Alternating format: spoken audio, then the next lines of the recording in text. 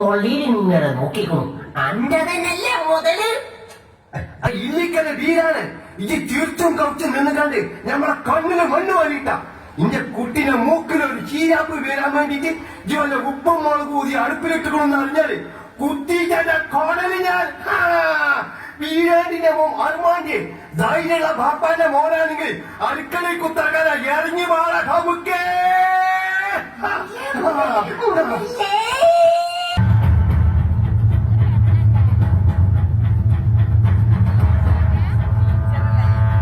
പ്രിയമുള്ളവർ,